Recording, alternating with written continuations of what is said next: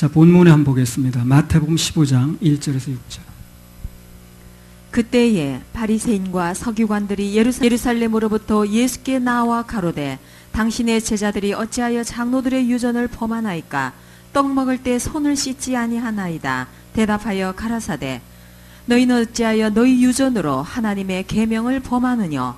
하나님이 이르셨으되 내 부모를 공경하라 하시고 또 아비나 어미를 회방하는 자는 반드시 죽으리라 하셨거늘 너희는 가로되 누구든지 아비에게나 어미에게 말하기를 내가 드려 유익하게 할 것이 드림이 되었다고 하나님께 드림이 되었다고 하기만 하면 그 부모를 공경할 것이 없다 하여 너희 유전으로 하나님의 말씀을 패하는도다.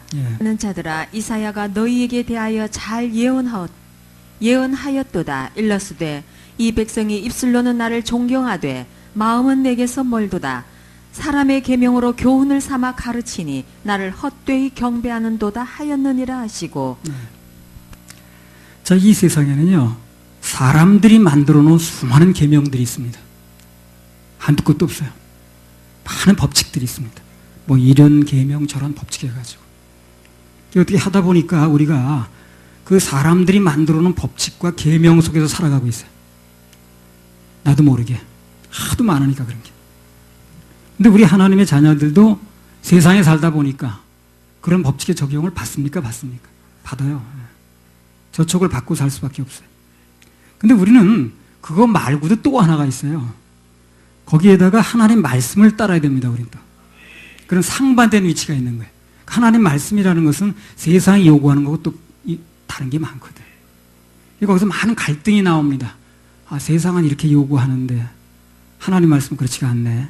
하나님 말씀은 저런 걸 요구하네. 거기서 이제 갈등이 생기죠. 그래서 우리는 갈등이 생기기 때문에 우선순위가 필요한 거예요. 가치관이 필요한 겁니다.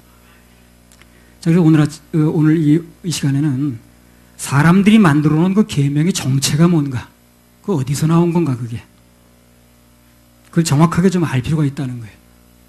그리고 그것을 알 때에 우리가 전적으로 말씀편에 설 수가 있습니다.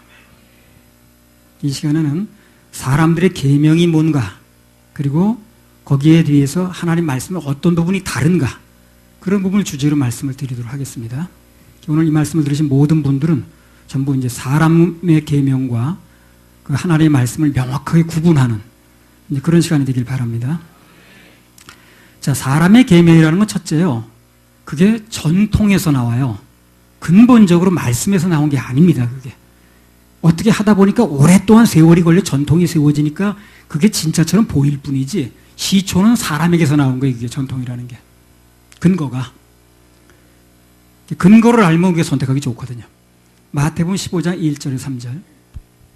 사람의 계명은 어디서 나왔다고요? 사람에게서 나온 겁니다. 그 계명이라고 그랬는데 사람의 계명, 그러니까 답을 말해줬네. 마태복음 15장 1절에 3절. 그때에 바리새인과 서기관들이 예루살렘으로부터 예수께 나와 가로되 당신의 제자들이 어찌하여 장로들의 유전을 범하나이까? 떡 먹을 때 손을 씻지 아니하나이다. 대답하여 가라사대 너희는 어찌하여 너희 유전으로 하나님의 계명을 범하느뇨? 당시 이제 바리새인들과 서기관들이 그 이스라엘의 수도가 예루살렘이었거든요. 지금도 마찬가지입니다만 아주 시골 동네인 갈릴리까지 내려와 있어요. 이 사람들이. 갈릴리 굉장히 시골 동네예요. 지도에 잘 나오지도 않나 봐. 그래서 그 갈릴리에서 무슨 인물이 나오겠냐 할 정도로 아주 그렇게 굉장히 그 멸시받는 그런 데였습니다. 굉장히 촌 동네 같아요. 거기까지 내려왔어요. 예루살렘에서 이 사람들이. 온 이유가 뭐냐면, 뭡니까? 왜 내려왔어요? 이 사람들이? 뭘 따지러 내려왔어요. 여기까지. 뭘 따지는가 내려와서. 그 예수님의 제자들이 음식 먹을 때 손을 안 씻고 먹는다는 거예요. 그거 따지러 내려왔어요. 여기까지. 참 열심히야. 그게 자기들의 전통에 어긋난다는 거예요. 당신네들의 선생이 그렇게 지금 요즘에 뭐 좀 다니면서 뭘 하나 본데 그 전통에서 안 맞는다는 거예요. 그게. 그거 따지러 내려왔어요. 왜 손 안 씻고 먹냐고. 그게 먼 거리로 온 거예요. 참 열심히 특심이야 정말. 우리가 볼 땐 뭘 그런 걸 따지려고 이렇게 먼 거리를 왔느냐. 좀 이상스럽게 생각할 수 있지만 그 인간들이 만들어 놓은 전통이라는 게 그게 무서운 겁니다. 그게 무서운 거예요. 그거 따지러까지 내려올 정도로 그게 무서운 거예요. 그게요. 그게 쉬운 게 아닙니다. 인간들이 만들어 놓은 전통 때문에 사람들이 목숨도 걸어했다가 목숨도. 그거 우습게 보면 안 됩니다. 아, 그 인간들의 전통 뭐 우스운 건. 아니, 우스운 게 아니에요. 거기다 그 사람은 목숨도 걸어요. 그거 따지러 여기까지 내려온 거예요, 지금요. 자기 차비 들여서. 먼 길은 고사하고, 거기다 목숨도 겁니다. 그 좋은 예화가 하나 있는데 뭐냐면, 당시 그 유대인 중에 그 선생급의 이제 랍비라고 있거든요. 랍비가 선생이라는 뜻입니다. 그 중에 뭐 아키바라는 사람이 있었다 그러는데, 이 아키바라는 사람이 국가에 무슨 중대한 죄를 지어서 감옥에 가게 됐어요, 감옥에. 물론 물을 안 주는 거야, 이 사람을. 버리죠. 물을 안 주는 거야. 물을 안 먹는 사람 살 수가 있나. 목말라 죽을 지경이 됐어요. 그래서 어떻게 죽기 직전에 이제 죽은 사람 소원 들어준다고 마실 물을 조금 준 거예요, 이 사람한테. 근데 그 사람이 어떻게 했냐면요. 먹지 않고 손을 씻었어요. 왜 그랬습니까? 자기들의 전통이 뭘 먹기 전에 손을 씻어야 된다는 거예요. 그리고 목숨을 걸어도 손을 씻는 거예요, 이 사람이. 그렇게 그게 대단한 거예요. 근데 뭐를 먹거나 마시기 전에 손을 씻는 전통이 그렇게 목숨보다 귀한 겁니다. 그러니까 우리가 그 전통이라는 걸 그렇게 우습게 보면 안 돼. 복음을 전하면 사람들이 뭘로 대항합니까, 지금? 전통으로 대항하죠. 근데 우리, 그 전통을 왜 이렇게 붙들고 늘어지냐? 근데 그렇지 않아요, 사실상. 그 사람들은 거기다 목숨을 걸어요.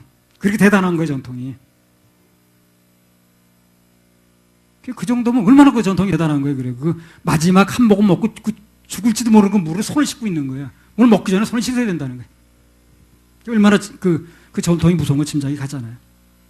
이 사람의 계명이라는 게 대부분 뭘 만들어 오냐면 고정관념을 만들어 옵니다. 고정관념.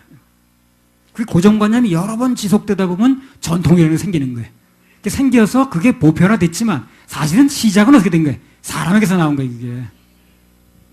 근데 사람들이 하도 그 여러 번 하다 보니까 속아가지고 그게 진리인 줄 알아요. 많이 했다는 거야. 온 세상 사람이 다 그렇게 하고 있다는 거예요. 그러나 그게 많이 하느냐가 중요한 게 아니라 어디서 나왔는지 중요한 거예요. 어디서 나왔는지 중요한 거예요. 말씀에 근거한 건가? 사람에게서 근거한 건가? 예를 들면 자살죄는 생명에 관한 죄라 용서가 안 된다고 사람들 그러죠. 그걸 찰떡같이 믿습니다. 아, 그건 생명에 관한 죄예요. 그건 다른 죄고 틀리다니까. 뭐가 틀리다는 건지 는 모르겠어요. 근데 그렇게 얘기를 하더라고. 틀리대 그거는 생명에 관한 죄라 다른 죄고 틀리다는 거예요. 성경 찾아보면 아무리 찾아봐도 그런 말 없습니다. 자살죄가 생명에 관한 죄이기 때문에 다른 죄고 틀리단 말이 성경에 있으면 찾아보세요. 그러면 내가 뭐 상을 하나 드리겠습니다. 그런 말이 없어요. 그게 어디 사람에게서 나온 거예요, 그게. 근데 하도 여러 사람에게 말하고 지속적으로 말하다 보니 그게 진리처럼 되어버린 거예요. 전혀 그것은 진리가 아닙니다. 성경에 그런 말이 있질 않아요. 성경에 있어야 진리지. 성경은 오히려 예수님께서 십자가에서 우리의 지옥 갈 모든 죄를 용서하셨다. 그렇게 분명히 밝히고 있잖아요. 그게 진리예요, 그게. 그게 진리예요. 모든 죄를 다 사하셨다. 그 중엔 무슨 죄도 다 포함되는 거예요. 모든 죄를 사하셨다는 게 진리지. 그 죄는 아닌데요. 그건 생명에 관한 죄는 아닌데요. 그건 높은 죄라, 뭐 중한 죄라. 그런 말은 성경에 없다니까 그래요. 아, 성경에 없는 걸 왜 이렇게 믿고 앉았냐고. 그건 사람에게서 나온 말인데. 그래서 아무튼 그래서 말씀을 근거로 하지 않는 전통, 그것이 일단 자리를 잡게 되면 그게 바로 하나님 대적하게 됩니다, 나중에. 오늘도 보세요. 자기네들이 만들어 놓은 손 씻고 먹어야 된다는 거, 이거. 그걸 가지고 예수님께 대항하죠, 지금요. 예수님께 대들잖아, 그거 가지고요. 대들은 근거가 아닙니까? 그거 아닙니까? 당신 제자들은 뭐 어떻게 가르쳤는데 그래. 우리 전통은 손 씻고 먹는 건데 왜 안 씻고 먹냐? 그거 지금 가지고 대드는 거 아니야. 하나님 아들한테. 사람들이 만들어 놓은 고정관념에 한번 사로잡히면 그다음부터는 하나님 말씀이 뭐라고 해도 참 바뀌질 않아, 그게. 처음에 뭘 듣느냐가 중요한 거예요, 그래서. 뭘 듣느냐가. 어려서부터 아예 여기 들어가는 게 중요한 거예요. 그래서 어려서부터 말씀이 들어와야지 세상적인 그런 관념이나 그런 게 들어오게 되면요. 나중에 말씀이 들어와도 막 대항을 하는 거예요. 그래서 힘들죠. 싸우다 세월 다 가니까. 성경 말씀에 분명히 언급이 돼 있어도 아니래, 자꾸만. 아니라는 거예요. 뭘 가지고 아니라고 그러면 우리 도시의 제일 큰 교회 목사가 그렇게 말 안 했다는 거예요. 그걸 내세우더라. 이 하나님 말씀을 자기들의 계명이나 전통에 맞게 자꾸 바꿉니다. 그래서 2단도 나오고 그래서 3단도 나오는 거예요. 그 여호와 증인 그 사람들 보세요. 천국과 지옥이 없다고 그러거든요, 그 사람들. 그렇게 말해요. 천국과 지옥이 없다는 거예요. 그럼 뭐가 있냐? 지상낙원이 있대. 14만 4천에 들어가면 거기 들어간다는 거예요. 그럼 그 사람들은 열심히 뭐 할 필요도 없는 거예요, 사실상. 예. 그 누구 하나 들어가면 튀고 하나 비니까. 그래서 그 여호와 증인들 여러분 가만히 보세요. 여기 그늘에 앉아가지고 괜히 앉아 그 담소나 하고 놀기나 하고 얘기나 하고 그래. 예. 뭐 그렇게 열심히 하지도 않더라고. 그 나 지나다니고 보면 그 저 나무 그늘에 공원 그늘에 앉아서 뭐 그 얘기하고 앉는 사람은 대부분 여호와 증인이야. 복장만 봐도 표가 나. 근데 급한 것도 없어, 그 사람들. 천천히 앉아서 한 오전에 앉았다가 저 오후에 어디 가봅시다. 그걸 한번 들려서 벨 눌러가지고요. 대답 없으면 어디 들어오지도 않아, 그 사람이요. 벨 한번 눌러 가는 거야, 그냥. 어디 나가보면 없어. 처음 아직 가고 있어, 벌써. 그 천국과 지옥이 없다고 그러지만 예수님은 분명히 뭐라고 말씀하십니까? 있다고 그랬습니다. 자, 마태복음 13장 31절 32절. 정확하려면 말씀을 믿어야 돼요. 참 이 말씀을 안 믿는다는 게 문제예요. 교회에서 말씀을 얘기하지 않는다는 게 문제인 거예요. 딴소리는 많이 하면서. 마태복음 13장 31절 32절. 또 비유를 베풀어 가라사대 천국은 마치 사람이 자기 밭에 갖다 심은 겨자씨 한 알 같으니 이는 모든 씨보다 작은 것이로되 자란 후에는 나물보다 커서 나무가 되매 공중의 새들이 와서 그 가지에 깃들이느니라. 천국은 마치 그러죠. 천국이 있다는 얘기 아니겠어요? 예수님 직접 말씀하셨잖아요. 천국이 있다고. 너희를 왜 처소를 예배하러 간다고 그랬잖아요.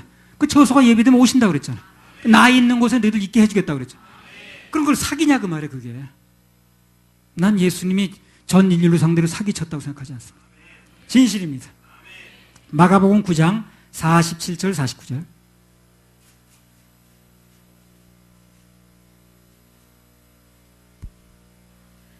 만일 내 눈이 너를 범죄케 하거든 빼어버리라. 한 눈으로 하나님의 나라에 들어가는 것이 두 눈을 가지고 지옥에 던지우는 것보다 나으니라.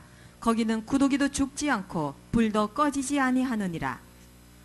사람마다 불러서 소금치듯 함을 받으리라. 보세요. 성경에 보면 천국도 있고 지옥도 있다고 그러죠. 있다는데 왜? 있다는데.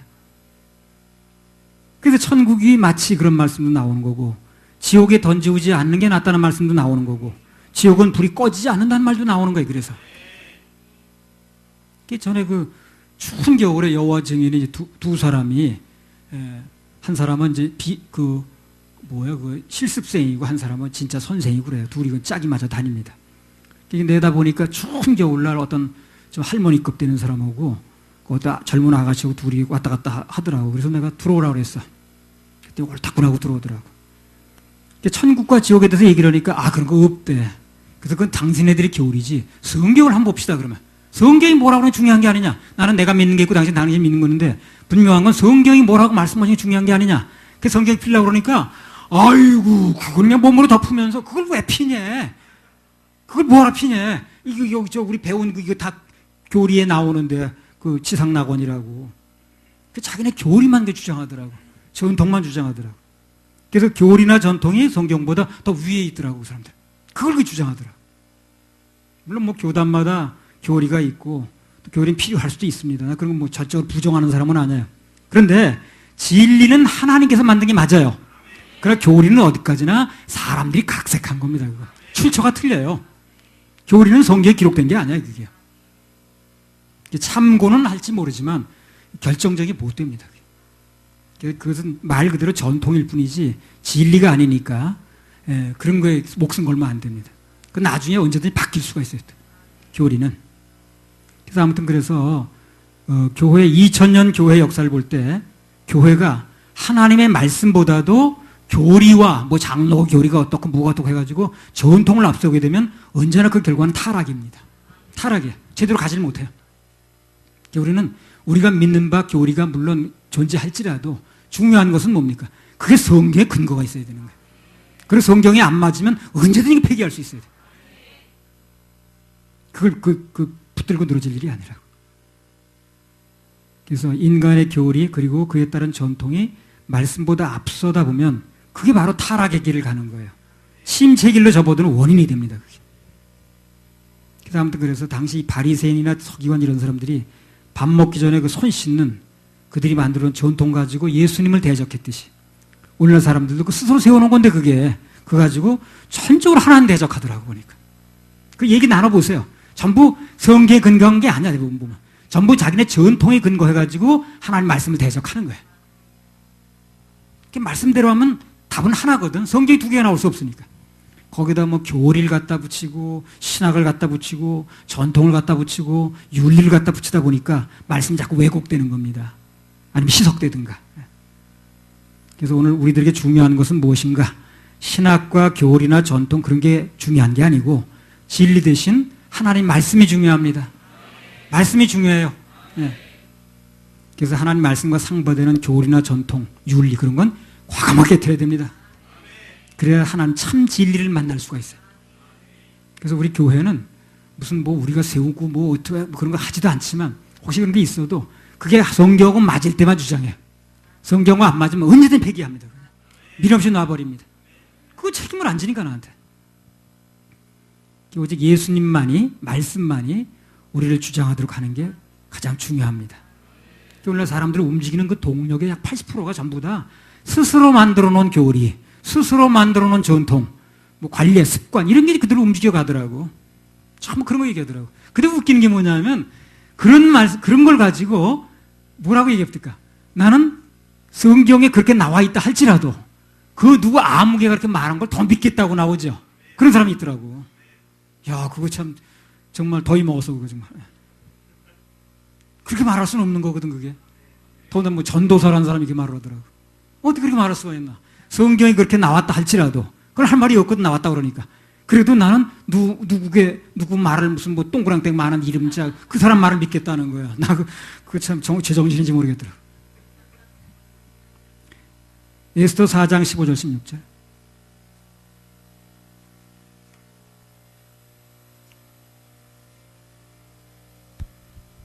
에스더가 명하여 모르드게에게 회답하되 당신은 가서 수산에 있는 유다인을 다 모으고 나를 위하여 금식하되 밤낮 3일을 먹지도 말고 마시지도 마소서.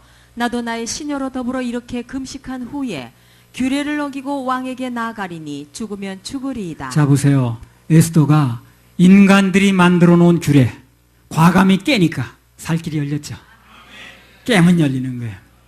하나님의 말씀이 아니라 인간들이 만들어 놓은 뭐 내가 부르지 않으면 나왔는데 뭐 죽인다 산다 다 규례거든 그거. 그거 과감하게 깨놓으니까 말씀을 위주로 세우니까 그럼 하나님 일하시잖아요. 하나님 일하시잖아요. 살아났지 않습니까?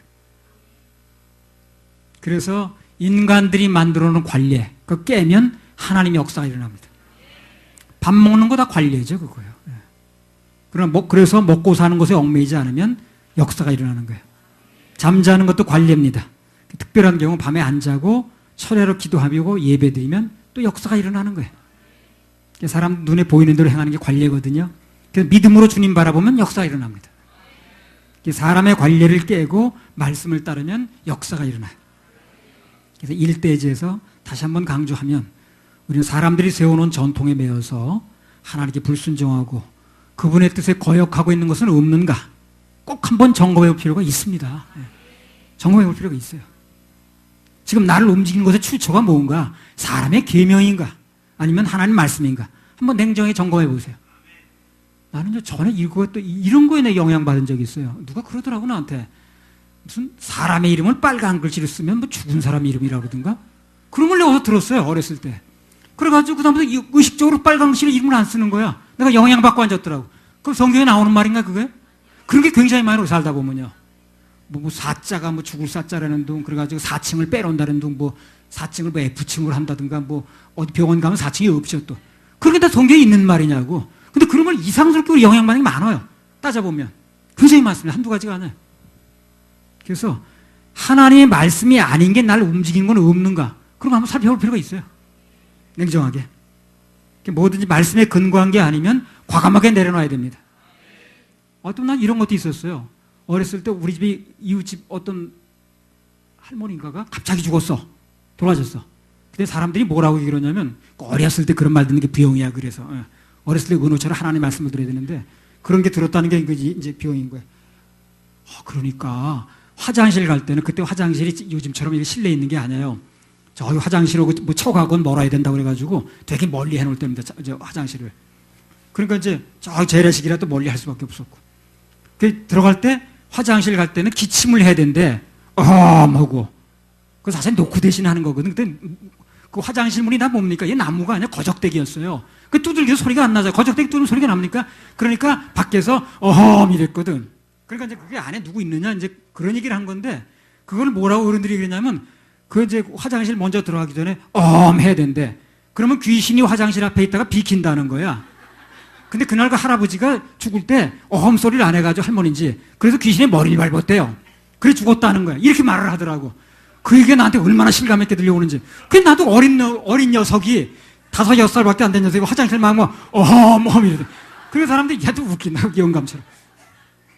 그날 한 10살, 15살까지 그랬어요. 화장실 앞에 가면 어험 이랬다니까. 그 얘기 얼마나 영향이 미치는 문제를. 애들 앞에서 쓸데없는 얘기 하지 마세요. 말씀만 얘기를 해주세요. 그런 게 사람 사는데 굉장히 영향 미치는 거예요. 이게. 무슨 6살짜리가 이제 그런 얘기들 가지고. 그러니까 누구야 박하미만한 나이 때 그냥 화장실에 어험 그러니까 되게 웃기지. 말씀에 근거한 게 아니면 과감하게 내려놔야 됩니다. 내려놓고 말씀에 젖는 것만큼 말씀적인 역사가 일어나요. 한없습니다. 그래서 이 그리스도인들이요 예수 믿는다 그러면서 의외로 한국 전통 우리 조상들이 어떤 거 그거 주장하는 게 한두 가지가 아니에요. 그런 거 내려놓고 이 말씀이 요구하는 것만 해야 됩니다. 그럴수록 말씀에 대한 역사들이 일어나요. 많이 지원할 게 많아요. 우리 아버지는 또 뭐 어디 길 나가시다가 화투짝을 왜 버린 사람 길이 많은지 풍이 떨어졌어. 오늘 풍파가 일어난대. 그래 다 씻고 나오고 왔다가 집으로 도로 들어가는 거예요. 가족들은 그냥 나왔다가 도로 들어가야 돼. 어디서 나온 건지 정말 아이고. 그 나중에 말씀에 들어오니까 세상에 그렇게 자유하더라고 말씀. 너무너무 자유한 거야. 그런 거에 얽매여 살다가 아이고 정말 말씀은 너무 자유하더라. 자 사람의 계명 첫 번째는 근거가 그게 말씀으로 도운 게 아니라고 그랬습니다. 말씀의 근거가 된 거 아니면 과감하게 내려놔야 된다 그랬어요. 자, 그 다음에 사람의 계명 두 번째가 뭐냐면 사람의 계명에는 근본적으로 다 이권의 근거를 두고 있어요. 이권과 연결되어 있습니다. 마태복음 15장 4절에서 6절. 하나님이 이르셨으되 내 부모를 공경하라 하시고 또 아비나 어미를 회방하는 자는 반드시 죽으리라 하셨거늘 너희는 가로되 누구든지 아비에게나 어미에게 말하기를 내가 드려 유익하게 할 것이 하나님께 드림이 되었다고 하기만 하면 그 부모를 공경할 것이 없다 하여 너희 유전으로 하나님의 말씀을 패하는도다. 자, 이 말씀이 마가복음 7장 11절에 보면 이렇게 나와 있습니다. 한번 읽어보세요. 마가복음 7장 11절. 너희는 가로되 사람이 아비에게나 어미에게나 말하기를 내가 드려 유익하게 할 것이 고르반 곧 하나님께 드림이 되었다고 하기만 하면 그만이라 하고. 고르반이란 말이 나왔어요. 좀 고리타분한 말이 나왔습니다. 잘 써먹지 않은 말인데 고르반. 이게 무슨 말이냐면요. 쉽게 말하면 그렇습니다. 하나님께 헌신하고 하나님께 헌금하는 것을 핑계로 부모를 섬기지 않아도 된다는 이런 얘기 한마디로. 그러니까 무슨 얘기냐면 부모에게 당연히 드릴 돈인데 그거를 부모에게 드리지 않고 원래는 어떻게 되는 거예요? 부모에게 드릴 건 부모들이 드리고 헌금은 헌금들이 해야 되는 거죠. 근데 그렇게 하지 않는 거예요. 이 사람이 아끼느라고. 부모에게 드릴 돈을 하나님께 드립니다 하고 고르반 그러면 안 드려도 된다는 거예요. 그런 얘기를 하는 거예요. 지금요. 그게 간단히 말하면 어떻게 되는 거예요? 이게. 돈은 아끼고 싶은데 그러니까 이중으로 나갈 돈을 부모한테 갈 돈을 하나님께 드리면 된다. 그 부모한테 안 드려도 된다. 하나님께 드린 거니까. 그럼 고르반 하면 된다는 얘기를 하는 거예요. 되게 약은 거지 그러니까. 그래서 그 전통으로 삼고 하는 거지 고르반을. 그 전통이 뭐한테 연결된 거니까. 이권하고 연결됐지 이권. 인간들이 세우는 전통과 계명은 뭐가 됐든 간에 결과는 결국은 자기들의 이권하고 연결이 돼 있어요. 그러니까 잘 안 없어질까 안 없어질까요? 안 없어지죠. 왜 안 없어집니까? 이권하고 연결되니까. 그래서 안 없어지는 거예요. 그래서 그 전통을 그렇게 안 없애려고 그래 사람들이요. 그게 말씀이 그렇다고 그래도 그게 결국은 자기 믿는 어떤 교단 게 이권하고 관계된 거예요. 그러니까 그게 이제 그래서 깨면 역사가 일어나 대신 깨면. 근데 안 깨지는 이유가 뭐냐면 자기는 이권하고 연결이 돼 그게 근본적으로 들어가면 그래서 잘 안 깨지는 거예요 이게. 그러니까 고르반이 그게 전통인데 결국에 성경에 나온 건 말은 아닌데 예수님이 그렇게 하지 말라고 그랬으니까 근데 그들이 전통이긴 하지만 그걸 죽지 않아서 믿는 이유가 뭐냐면 자기 이익권으로 관계된 거예요, 이게. 그래서 깰 수가 없는 거예요. 대신 이익권으로 관계된 거기 때문에 깨기 힘들기 때문에 깨기만 하면 역사 일어납니다.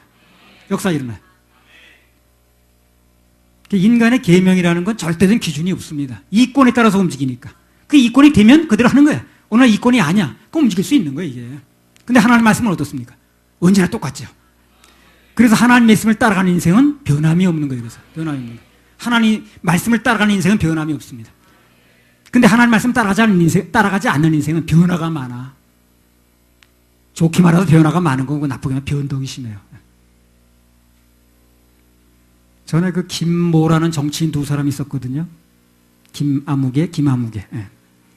아무리 봐도 내가 볼 때 그 둘이 손잡을 사이는 아니었어, 내가 볼 때. 걸어온 길이 틀리니까. 근데 오늘 손을 잡더라고. 이권이 같다는 거야, 이권이. 이권이 그렇게 무섭더라고. 예.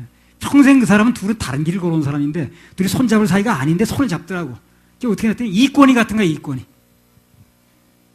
사람의 계산은 이권에 따라 움직이기 때문에 부정확합니다. 기준이 없어요. 이권이 기준이에요. 이권 바뀔 수 있잖아요. 그 기준이 없는 거예요. 그러나 하나님 계산은 아주 정확합니다. 왜? 이권에 따라 움직이는 게 아니기 때문에. 하나님께서 당신께 드린다는 명목으로 다른 걸 희생시키라고 하신 적 있습니까? 없습니까? 없습니다. 가이사의 것은 가이사에게, 하나님의 것은 하나님께. 무슨 얘기예요, 그게? 가이사에게 드릴 거 드리라는 얘기죠. 그럼 하나님께 드릴 건 따로 드리라는 거예요. 그럼 이 세상에 드릴 거 세금 포탈하고 하나님께 드린다고 하지 말라는 거예요. 그런 얘기죠. 세상에서 위법해 가면서 하나님께 나서 헌금했는데요. 그 위법하고 세금 포탈하면서까지 하나님께 드린다고 할 필요 없다는 거예요. 그걸 가지고 헌금하라는 얘기 아니에요. 뭐 이걸 응용하면 그렇죠. 하나님 일 한다고, 교회 일이 바쁘다고, 가정 내팽개치거나, 가정 돌보지 않거나, 다 비성서적입니다, 그거. 아니, 하나님은 하나님대로 하지만 더 부지런 떨어가지고 가정들이 가정대로 해야죠. 가정들 내팽개치면 안 되지. 그렇게 성경 가르치고 있지 않아요. 그런 사람도 있더라고. 혹 가다 보면 교회를 하기 때문에 뭐 가정은 뭐 바빠서 안 된다네. 어디 성경에 그렇게 나왔습니까? 그러니까 교회 다니는 사람은 더 부지런해야 돼요. 왜? 가정일 하면서도 교회를 하나 더 해야 되니까. 그래서 그 하나님 일 한다고 교회 일 바쁘다고 가정 내팽개치고 돌보지 않는 거 다 비성서적입니다. 자기들이 욕심 따라 움직이는 거지 그거 성서적 아니에요. 우리 교인들 중에서는 그런 일 있으면 안 됩니다. 아마 우리 교회 출석하면서 제대로 배운 분이라면 그런 거 핑계로 살림사 다 집어던지고 집에서 죽이 되는지 밥이 되는지 그리고 교회만 미쳐있는 그런 사람은 아마 없을 걸로 내봅니다. 그런 사람 혹시 있으면 안 됩니다. 그거는 절대 덕이 되지 않아요. 성경이 이렇게 말하지 않아요. 제일 가장 중요한 건. 우리 성도님들은 대한민국 어느 누구보다도 가정에 충실하고 살림 잘 하셔야 됩니다. 그리고 또 하나님을 위해서는 육신의 부모로 섬기지 않아도 된다. 그것도 또 사람의 계명이야. 하나님은 우선순위를 요구하신 적은 있지만 부모 돌보지 말라고 말한 적이 없어요. 그런 적 한 번도 없습니다. 디모데전서 5장 8절. 성경대로 하면 되는 거예요. 그러니까 디모데전서 5장 8절. 누구든지 자기 친족, 특히 자기 가족을 돌아보지 아니하면 믿음을 배반한 자요 불신자보다 더 악한 자니라. 누구든지 누가 됐든 간에 그 사람이 목사인지 장로인지 누구든지 자기 친족, 특히 가족을 돌아보지 아니하면 믿음을 배반한 자라는 거예요. 왜 믿음을 배반한 겁니까? 믿음은 그렇게 말하지 않으니까. 믿음을 배반한 자요 불신자보다 더 악한 자라는 거예요. 그래서 우리 교회 와서 뭐 처음에 온 사람은 뭐 나하고 처음 만난 사람 몰라도 근데 몇 년 이렇게 지나게 되면 다 가정적으로 변해 갑니다. 가정으로 그렇게 망가뜨리고 그런 뭐 가정을 파괴하고 그런 경우는 거의 없었어요. 뭐 없다 말한 나 본 적이 없습니다. 제대로만 여기 들었다면, 제대로만 들었다. 이번 다가올 추석에도 마찬가지입니다. 추석 좀 있으면 들어오죠. 다 부모님 찾아뵈셔야 됩니다. 그래서 부모 찾아뵌다 그러면 다 차별해도 해드렸어요, 대부분. 그건 좋은 일이니까. 단 그것이 예배하고 겹치면 조금 당겨서 가든가 조금 늦춰서 가든가 그럴 수 있다는 거예요. 예배하고 겹치면 그러면 조금 당겨서 가든가 조금 늦춰서 갈 수는 있지만 그걸 기화로 해서 교회 다닌다고 찾아보지도 않고 그렇게 하면 안 된다는 거예요. 그러면 그 사람이 예수 믿겠어요? 반감이 생겨서. 그잖아요? 명절이나 부모님 생신 뭐 그럴 때 그런 날 하나님 핑계대고 무조건 안 갈 게 아니라 미리 좀 가든가 아니 조금 지나서라도 가서 더 잘해드리면 됩니다. 용돈도 좀 넉넉히 드리고. 그러면 예수님 욕먹히지 않아요.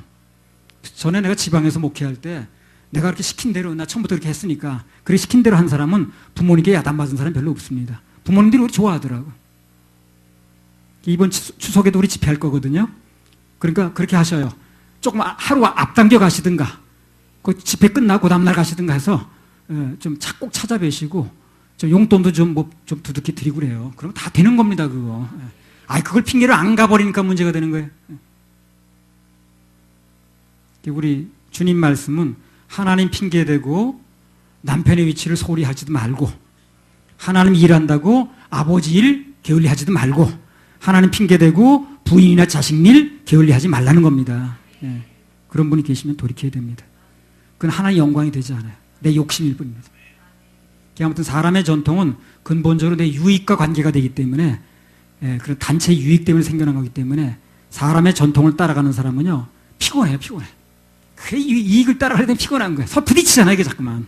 그 피곤하지. 싸워야 되고. 근데 하나님의 전통은요, 근본 창조 법칙부터가 은혜입니다, 은혜예요. 창세기 1장 25절에서 28절.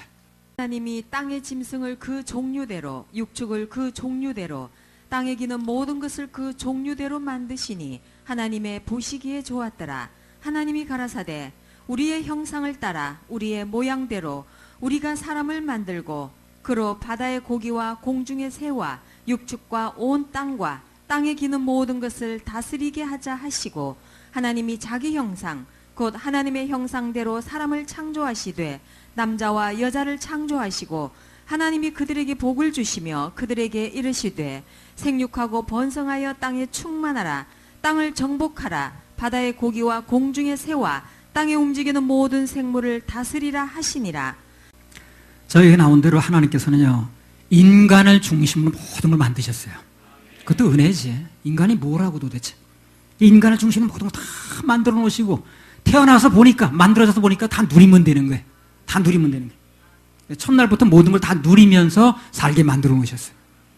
그러니까 하나님 안에 사는 인생은 편안한 거예요. 그래서 이권에 살게 되면 불편하고 인간은 태어나면서 처음에 뭘 합니까? 태어나서 인간이 태어나면 처음에 뭘 해요? 뭘 해? 아무것도 안 하지. 뭘 하긴 뭘 아무것도 안 하지. 다 섬김받습니다. 태어나면. 그렇죠? 가 태어나니까 뭘 하는가요? 다 부모가 먹여주고 입혀주고 진자리 마른 자리 가려놔주고 그러잖아요. 인간은 나면서부터 누리게 돼 있어요. 우리 거듭나면 어떻습니까? 똑같습니다. 다 먼저 누리는 거예요. 교회 와서 누리는 것부터 배우세요. 교회가 그냥 뭐 하는 것부터 시작하니까 사람들이 뭘 받았는지도 모르겠는데 자꾸 하는 걸 시작하니까 힘드니까 방학한다 그러는 거거든. 하나님 법칙은 전부 은혜를 누리면서 시작되는 겁니다. 시작만 그런 게 아니고 과정도 역시 마찬가지. 그냥 누리는 겁니다. 앞서가신 줄을 따라갑시다. 하나님 말씀 속에 사는 사람은 일생 동안 은혜 안에서 살아요. 난 우리 교회를 이제 목회하면서도 그래요. 꼭 필요한 일, 우리가 사는데 무슨 길거리 아줌마가 와서 무슨 청소해주고 그런 건 아니잖아요. 외부 청소는 여기 뭐 하는 사람이 있지만 여기 안에까지 들어와서 뭐 이렇게 하기는 어렵잖아요. 최소한 우리가 사는 장소 청소하는 거, 우리가 먹는 거, 뭐 먹고 씻는 거, 이런 것만 우리가 하는 거예요. 뭐 다른 거 뭐 시키는 게 없어요. 우리 교인처럼 편안한 사람이 없어요. 불러내기를 합니까? 무슨 뭐 그냥 뭐 수시로 불러냅니까? 뭐 새벽에 나오라 그럽니까? 수시로 금식을 시킵니까? 금요일날 한 번 더 하는데 그것도 나는 굳이 불러내지 않아요. 이 바쁘면 그냥 일 보시라고 그러는데도 굳이 오더라고 더운데. 그러니까 뭐 말릴 수는 없잖아요. 그렇지 그럴 뿐이지. 이 주일날 예배 드리는 거 외에는 뭐 그렇게 여러분 불러내는 것도 없습니다. 교회가 그렇게 뭐 그냥 힘들여 살 게 뭐 있나? 그 일주일 열심히 일하던 사람들 쉬러 오는 데가 교회인데 뭘 여기까지 와서 그렇게 그냥 우리 교회처럼 그렇게 쉬운 데가 없어요. 여러분 별로 요구하는 게 없습니다. 책을 읽는 것도 내가 보는 게 아니라고 그랬죠. 빛이 하나님께 주시면 그 반사가 되는 거예요. 반사가 오면서 그 책이 나한테 들어오는 겁니다. 누리는 거예요. 그것도 누리는 거예요. 신앙생활도 주님께서 우리를 통해서 다 누리게 하는 겁니다. 그분께서 앞장서 하신 일을 따라가면서 누리면 되는 거예요. 매주 선포되는 말씀의 내용도 다 그런 겁니다. 지금 다 누리는 얘기라는 거예요. 결론은 전부 하나야. 내가 하지 말고 주님께서 나를 통해서 하시게 하면 되는 거예요. 그분께 온전히 맡기면, 누리면 그분이 일하신다. 맨 그런 얘기 아니에요? 너희가 그 은혜를 인하여 믿음으로 말미암아 구원을 얻었나니 이것이 너희에게서 난 것이 아니요 하나님의 선물이라. 행위에서 난 것이 아니니 이는 누구든지 자랑치 못하게 함이니라. 교회에 나와서 왠지 나 누리질 못하고 힘이 든다.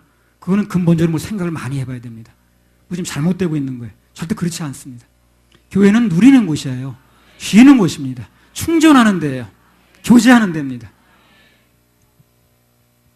물론 사역자들은 이제 일을 하려다 보니까 좀 질서상 좀 특별한 훈련이 있긴 합니다만 그게 원래 그 근본은 아니에요. 구원도 우리 구원은 절대적인 은혜 때문에 되어진다고 그러거든요. 세상은 반드시 대가를 요구하다 보니까 거기 물들다 보니까 이 좋은 걸 그냥 준단 말이야. 실감이 안 나는 거야. 실감이 안 나네. 그거 믿게 해주는데 시간이 가더라고. 세상은 그렇지 않잖아요. 모든 조건이 있잖아요. 길에 가다 뭘 하나 밀어줘도 대가를 줘야 되고 그냥 다 뭐 요구하는데 그런데 그거 엄청난 걸 그냥 준다고 그러니까 사람들이 잘 안 믿어지는 거야. 믿어지는데 시간이 걸려. 그걸 교회가 얘기해 주는 것 뿐이지 근본적으로 그 자체가 어렵지 않습니다. 세상은 자꾸 조건을 요구하니까 사람의 계명에 젖은 사람일수록 하나님의 은혜 복음을 깨닫고 누리는데 아주 늦더라고. 조건이라는 건 중독돼 있으니까. 그냥 줄 리가 없는데 그거. 그럴 리가 없는데. 그렇게 쉬워요? 그럴 리가 없는데. 자꾸 그럴 리가 없대. 그 전에 그 신앙인 중에 유명한 그 워치만이라고 있었어요. 그 사람 중국 사람이거든요.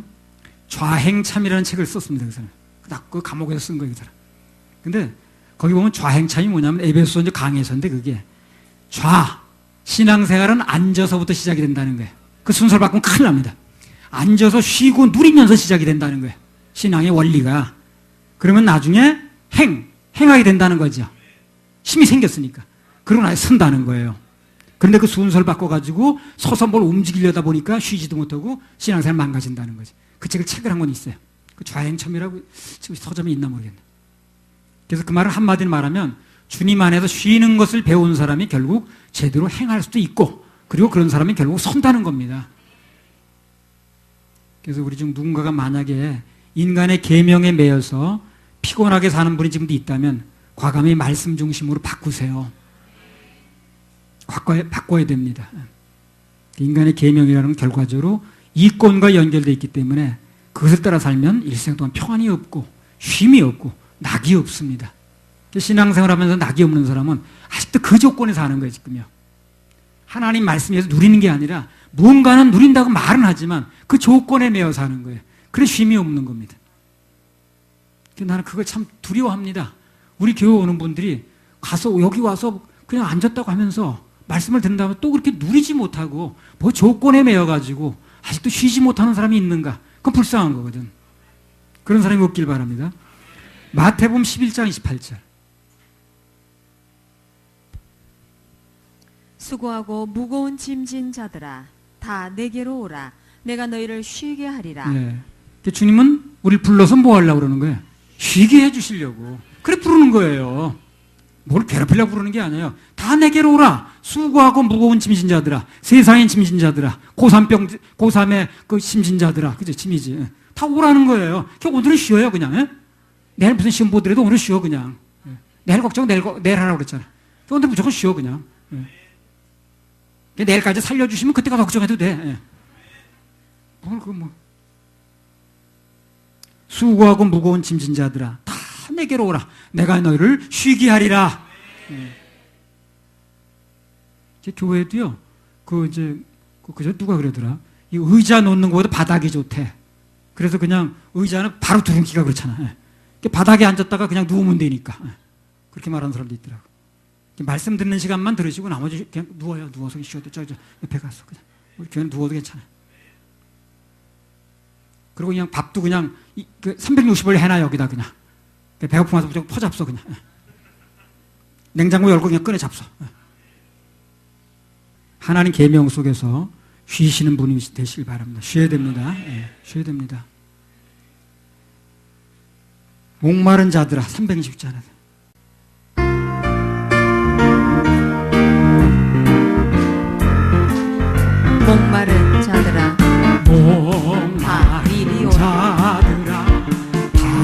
이곳에 조라 이곳에 좋은새 부르도다 힘쓰고 없을지라도 없을지 이 샘에 오면 이 샘에 다 마시겠네.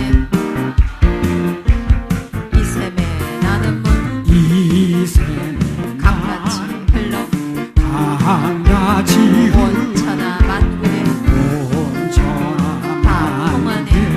다 통하네 빈부나 귀천이 빈부나 분별이 없이 분별이 다 와서 쉬고 다 와서 더 마시겠네. 또 마시 신기한 샘물을 신기한 마신 자 받아 마신 못 자만 다시 바라지 다시 아니하고 속에서 솟아나 속에서 생수가 되어 생수가 영원히 솟아 영원히 솟아 풍성하리. 이 샘의 이름은 이 샘 생명의 샘물. 생명의 저 샘 수정빛같이 저수정 늘 맑도다. 늘 말도다 어린 양 보좌가 어린 양 근원이 보좌 되어 근원이 생명수 샘이 생명수 늘 그치지 않네.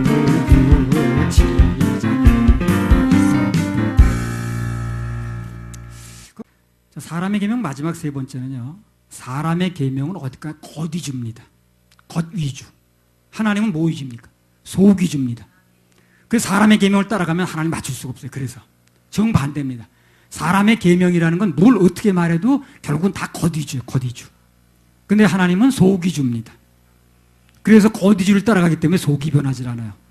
그래서 사람의 계명을 따라가면 그것을 주장하기 시작하면 하나님 맞출 수가 없는 거예요.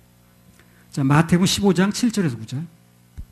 외식하는 자들아, 이사야가 너희에게 대하여 잘 외식이 뭡니까? 한마디로 말하면 겉과 속이 다르다는 거예요. 그게 외식이에요. 그거 제일 싫어합니다, 예수님께서. 읽으세요. 이사야가 너희에게 대하여 잘 예언하였도다. 일러스되 이 백성이 입술로는 나를 존경하되 마음은 내게서 멀도다. 사람의 계명으로 교훈을 삼아 가르치니 나를 헛되이 경배하는도다 하였느니라 하시고. 사람들이 만들어 놓은 계명의 또 하나의 특징은 지금 말씀드렸죠. 전부 겉을 깨끗이 하는 겁니다. 그러니까 평토장한 무덤이야. 겉은 뭐 잔디 심어놓고 잘해. 근데 밑에 보면 다 썩는 뼈가 있는 거거든. 속은 그대로 있는데 겉만 깨끗이 하려니까 겉과 속이 다를 수밖에 없는 거예요. 그래서 외식이에요. 사람들의 그 문화, 그런 거 꼽힌 곳에는 보면 전부 겉문화 위주입니다. 겉문화. 눈에 보이는 것 위주고 볼거리 위주예요. 그 뭐 남이 종교를 얘기해서 좀 안 됐습니다만 그 불교 같은 데 보면 전부 사찰 같은 거 만들어 놓죠. 그냥 마음으로만 믿지 않죠. 전부 뭘 짓잖아요. 울긋불긋 만들어 놓고 그냥 어디 절인가 가니까요. 옛날에 어디 그 수학여행 간다 가보니까 그 문을 여니까 무슨 뭐 그 괴물같이 생긴 게 우르르 달라들더라고. 예. 그래 뭐 있는 것처럼 보이게 만들더라고. 그래가지고 뭐 장대 들고 서 있고 뭐 그냥 뭐 그래 가봐야 다 만들어 놨지. 그럼 그런 거라도 해놔야 뭐 있는 것처럼 보일 거 아닌가. 뭐 생률이 만들어 다 같은 그 심리라 그거. 뭐 있는 것처럼 보이게 만들려고 그러는 거야. 형광등만 들어오면 되지 뭘 그래.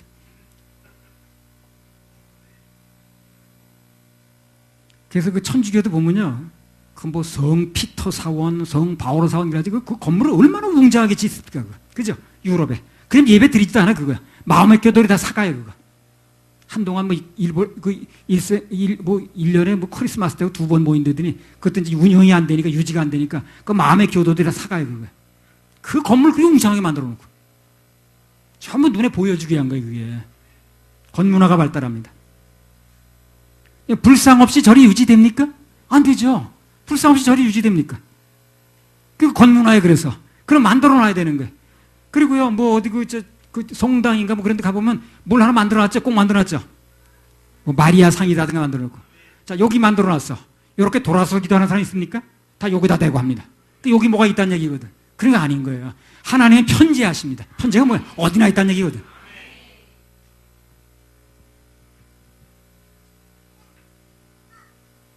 그래서 하나님을 믿는 문화는요, 속문화입니다. 그런 거 만들어놔도 돼요. 나는 이거 먼저 교회를 붙여놔서 붙여놓으면 이런 것 별로 뭐 해놓고 싶지 않아. 이건 마음속에 십자가 있는 거지. 내 마음속에 십자가 중요하지, 이런 거 만들어서 중요한 게 아니잖아요. 교회라는 표시로 독도법으로 만들어 놓긴 합니다만, 뭐 있어서 나 굳이 또 떨어지도 않아도 내버려 둡니다만, 난 내 마음속에 십자가 중요한 거지. 자기 마음속에 십자가도 없는 사람들이, 누구 건드리는 사람이 이거나 붙여놓겠으면 뭐하나 그래. 십자가가 간단히 말하면 그거 아니에요? 형틀이죠, 형틀. 예. 그 예수님 당시에 로마의 형틀이 십자가형이었어요. 그 형틀이 그걸로 사용한 거예요. 그 로마가 총살을 하는 게 저게 뭐겠어? 그럼 총 하나 걸어놔야 돼, 교회마다. 그잖아요. 지금은 사형 어떻게 집행합니까? 교수형이죠. 그럼 교회마다 밧줄 걸어놔야 돼, 그러면. 그잖아요. 그러니까 이것은 그 당시에 형틀이에요. 로마 시대 로마 군인들이 사람을 형틀을 할 때 십자가에 못 박아 죽였다고. 로마에서는 형틀이라. 그 형틀을 왜 굳이 다뤄놓나? 내 마음속에 있으면 되지. 그럼 요즘 같으면은 그러면 그 교수형 시키면 밧줄을 다뤄놔야 돼, 교회마다. 그리고 군인들이 총살시키죠. 기관단총 하나 걸어놔야 되었다가. 그거 아니지. 근데 그걸 또 모르는 사람은 우리 교회 십자가 안 걸어놨다고 또 그러더라고. 근데 이건 너무 튼튼히 달려서 그냥 내버려 둬요, 그냥. 난 십자가 마음에 있는 게 중요하다고 생각하는 사람. 전부 겉 위주라, 겉 위주. 그러니까 겉 위주다 보니까 교회 오는 사람도 왜 십자가가 없어? 왜 십자가 안 걸어놨어? 마음에 있다고 그렇게 얘기를 해도 왜 이거 눈에 안 보이게 해놨냐? 그래서 이걸 큰 걸 다뤄놓은 거예요, 먼저 교회 어떤 목사가. 그럼 그거 다뤄놔서 큰 문제 될 거 없으니까 내버려. 그러나 나는 그걸 가지고 무슨 유지를 하는 사람은 아니에요.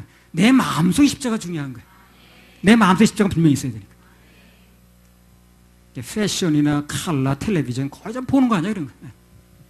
보는 것 빼놓으면 문화 자체 성립이 안 돼. 그러다 보니까 모든 죄도 다 겉으로 표현해, 사람들이. 겉으로 자살죄, 겉으로 목만 안 대면 된대, 목만 안 걸면 된대. 마음의 문제인데, 마음으로 이미 좌절하고 실망하는 순간 자살이 된 건데, 나를 미워하는 순간 자살이 된 건데, 그걸 안 따져. 겉만 가지고 따지는 거야. 모든 겉문하다 보니까. 그러니까 나는 아무리 한강으로 몇 번씩 갔어도 결국 내가 목에 밧줄을 안 걸었으면 나는 자살이 안 한 걸로 아는 거예요. 그게 문제예요. 말씀이 지배하는 문화는 전부 속문화입니다. 외모보다 속 중심이라. 그래서 하나님 그러잖아요. 하나님께서 나 여호와, 사람은 외모를 보거니와 나 여호와는 중심을 본다는 거예요. 중심이 속이죠. 겉보다는 원인이고 행위보다는 마음이고 마음보다 믿음입니다. 그래서 하나님께서 지배하는 문화인가 사람이 지배하는 문화인가 그걸 한눈에 파악할 수 있는 방법이 있는데 그게 뭐냐면 눈에 보이는 걸 자꾸 중심 삼느냐 아니면 안 보이는 중심을 속을 중심 삼느냐 이걸 가지고 기준해야 돼. 그러니까 겉에다 나는 그 밧줄만 목에다 안 걸고 그래서 자살이 아니야. 이게 벌써 잘못된 거예요. 그게 겉문화 위주라. 속을 중심하면 그런 거 걸었든 말았든 상관없이 내가 정말 마음에 좌절하고 실망하고 나를 미워하고 누군가를 미워하면 살인이듯이 이렇게 따져 들어가야 되는 거예요.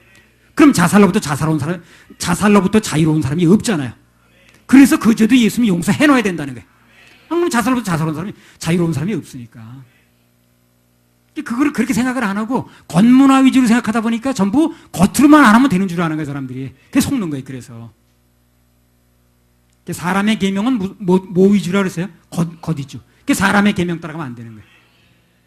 그런데 사람들은 예수를 믿는다고 하면서 사실은 겉문화를 따라가는 거예요. 교회에 와서도 그래서 구원이 안 되는 거예요.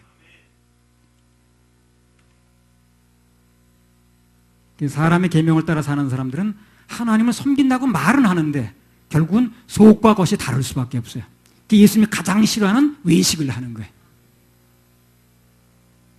사람은 외모를 보거니와 나 여호와는 중심을 보신다. 하나님 마음을 감찰합니다. 중심을 보세요. 그분 앞에 통과하려면 반드시 마음이 예수님 피로 깨끗해지고 그래서 눈같이 씌워져야 됩니다. 거듭나야 돼요. 거듭나야 돼요. 겉만 갈고 닦아도 될 일이 아닌 거예요. 겉만 그걸 억제하고 그건 안 해야 돼. 그 전에 절대 잊지 말아야 돼. 그게 되는 게 아닌 거예요. 속이 문제가 있는데.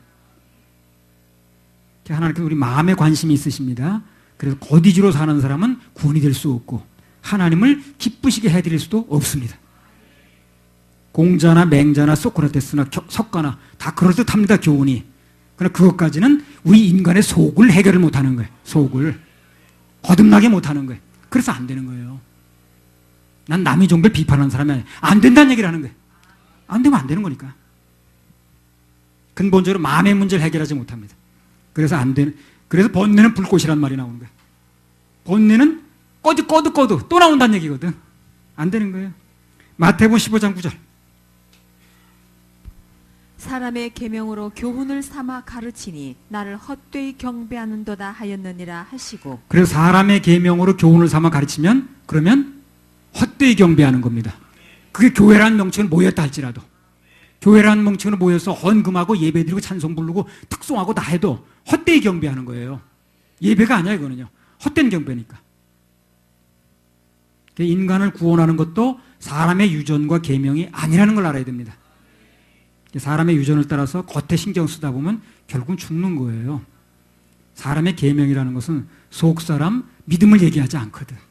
겉사람 행동만 얘기를 하거든. 행동만 안 하면 된다고 그러거든. 그거 아닌 거예요. 자, 이런 설교가 세상 사람이 다 들으면 얼마나 좋을까. 그렇게 깨달아진다면 바뀔 겁니다.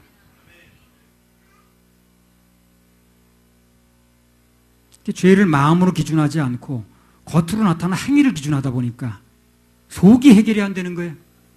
그게 바로 사람의 계명의 약점입니다. 그게 속이 변화가 안 된다는 거예요. 겉은 멀쩡해, 속이 변화가 안 되는 거예요.